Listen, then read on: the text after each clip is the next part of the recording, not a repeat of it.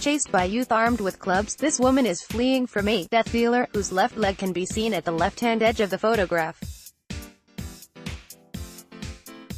The Lviv pogroms were the consecutive massacres of Jews living in the city of Lwow, now Lviv, Ukraine, perpetrated by Ukrainian nationalists from the 30th of June to the 2nd of July 1941, and from 25 to the 29th of July 1941, during the Wehrmacht's attack on Soviet-occupied eastern Poland in World War II.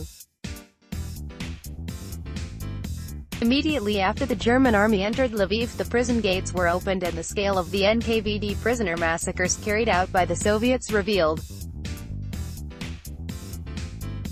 The report drafted by Judge Mahler singled out the Jews as responsible for the Soviet atrocities in accordance with the Nazi theory of Judeo-Bolshevism, even though Polish Jews had nothing to do with the NKVD killings.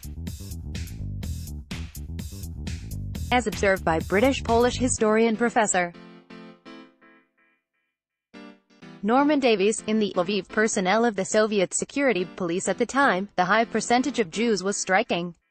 The Einsatzgruppe, with the participation of Ukrainian national militia, organized the first pogrom, chiefly in revenge for the combined killings at Lviv's three prisons including Brygki, Lakiego and Zamarstanowska street prisons.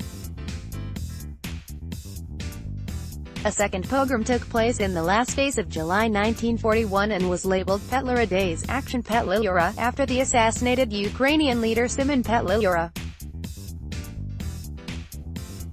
The killings were organized with German encouragement, but the pogrom also had ominous undertones of religious bigotry and with Ukrainian militants from outside the city joining the fray with farm tools.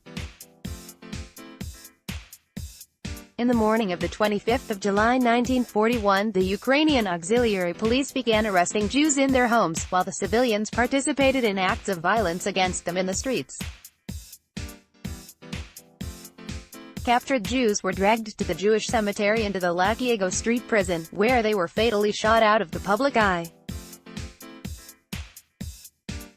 Some 2,000 people were murdered in approximately 3 days.